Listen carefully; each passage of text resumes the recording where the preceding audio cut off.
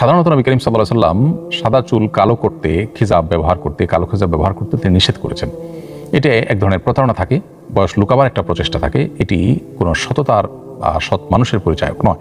এই জন্য নবী করিম সাল্লাল্লাহু আলাইহি সাল্লাম এটি করতে নিষেধ করেছেন। তবে সাদা চুল থাকলে সেটাকে মেহেদি কালারে পরিবর্তন করতে বলেছেন, কালার দিতে বলেছেন, মেহেদি বা অন্য কালারে কালার করতে বলেছেন, এবং কালো কালারটাকে তিনি পরিহার করতে বলেছেন, কারণ কালো কালার দিয়ে মূলত বয়স লুকাবার চেষ্টা করা হয়, সেটা যেন না হয়। এখন কোনো ইয়াং মানুষ বা বয়স অনেক কম, তার এই বয়সে চুল পাকার কথা নয়, অথচ তার চুল পেকে গেল, এটা যদি হয় তাহলে সেক্ষেত্রে এটা এক ধরনের ত্রুটি তার শরীরে, এটা ত্রুটির কারণেই হয়েছে। তো ত্রুটির কারণে যদি এরকম হয়ে থাকে তাহলে সেটাকে কালো করার চেষ্টা করাটার রীতিমতো তার ট্রিটমেন্ট বা চিকিৎসার অংশ হিসেবে বিবেচিত হবে। ফলশ্রুতিতে এটি তার জন্য জায়েজ হবে, কারণ তিনি বয়স লুকাবার জন্য নয়, বরং তার ত্রুটি দূর করবার জন্য খিজাব ব্যবহার করছেন, যেটি মূলত তার ট্রিটমেন্ট বা চিকিৎসার অংশ। ফলে অল্প বয়সে চুল যদি সাদা হয়ে যায় তিনি কালো খিজাব ব্যবহার করতে পারেন। তবে উত্তম হয় কালো খিজাবের সাথে মেহেদি বা অন্য কোনো কিছু হালকা হলেও মিশিয়ে নেওয়া, যাতে করে সরাসরি হাদিসের খেলাফ না হয়।